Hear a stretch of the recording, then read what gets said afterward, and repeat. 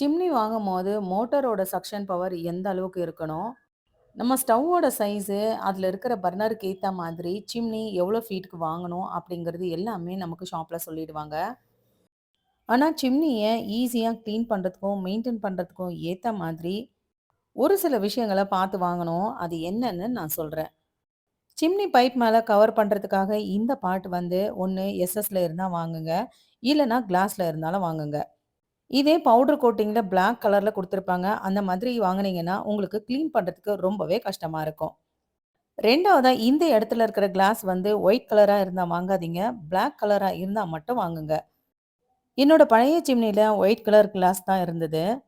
அதுல அப்படியே எண்ணெய் பிசுக்கு ஆனாலும் கிளீனா அப்படியே தெரியும். அது மட்டும் இல்லாம நம்ம ஸ்க்ரப்பர்ல வச்சு தேய்ச்சாலும் ஸ்க்ராச்சஸும் அப்படியே தெரிய ஆரம்பிச்சது.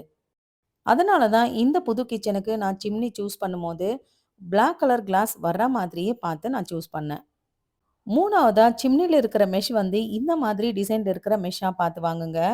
நம்ம காஃபி ஃபில்டர்லலாம் வர்ற மாதிரி சின்ன சின்ன ஹோல்ஸ் இருக்கிற மெஷ்ஷா இருந்தா வாங்காதீங்க. ஏன்னா, அந்த மாதிரி மெஷ் இருக்கிறது வந்து கிளீன் பண்றதுக்கு ரொம்பவே கஷ்டமா இருக்கும். சிம்னியோட மெஷ் வந்து எஸ்எஸ்ல இருக்கணும். அலுமினியத்தில இருந்தா வாங்காதீங்க. அலுமினியம் மெஷ்ஷா இருந்தா காஸ்டிக் சோடால போட்டு வாஷ் பண்ண முடியாது. இதுவே எஸ்எஸ்ல இருந்தாக்கா, நம்ம காஸ்டிக் சோடால போட்டு ஈஸியா வாஷ் பண்ணி எடுத்துடலாம்.